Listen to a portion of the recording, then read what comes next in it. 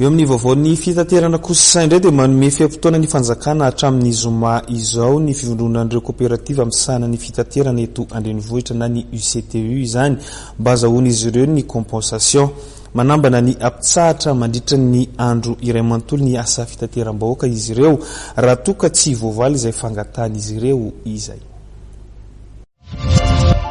Tsy isy fiara fitateram-bahoaka iasa amin'ny alarobia 17 Jona raha tsy misy mifandraisana andraikitry ny fanjakana anatin'ny fiam-potoana voafaritra. Izay ny votoatin'ny fanambarana nataon'ny fivondronan'ireo kooperativa misana ny fitaterana eto andrenivohitra taorian'ny fivorim-be izay notanteran'izy ireo ny maraina teo teny Ambodivony. Mpitatitra koa dia vahalalàna miresaka fiakaran'ny vidim-piainana fa nitapaky ny fivorim-be mpikambana teto avy aty amin'ny transporteur dia ametraka fitsipy-talao mazava amin'izany hoe mialatsika kely amin'ilay teny baika ametraka deadline hatramin'ny zoma hitakina ny compensation rehetra any amin'ny ministera ny fikambana be ny mpitatitra hatramin'ny compensation ny volana 2017 rehetra sy ny régula rehetra. Izany fanapahan-kevitra izany dia tapaky ny assemblée générale ka izay nanaovana zao déclaration zao ary ao aorianan'ny zoma rehefa tsy mivaly ny etaetan'ny mpitatitra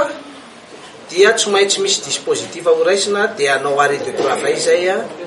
amin'ny alarobia 27 juin. Ny compensation raha tsy aivina dia tambin'ny solika izay efa fanjakana hanonerana ny elanelana mba tsy hisy fiakaran'ny saran-dalana. Ara-bola no resahana izany dia eo amin'ny manodidididina ny 300 000 ariary manodidina eo isam-bolana isaky ny fiara no tambon'ny solika omen'ny fanjakana 300 000 ariary manodidina dia arakaraky ny fiakaran'ny vidin'ny solika zany no mampiakatra an'io sy mampidina miakatra ny vidina solika dia miakatra io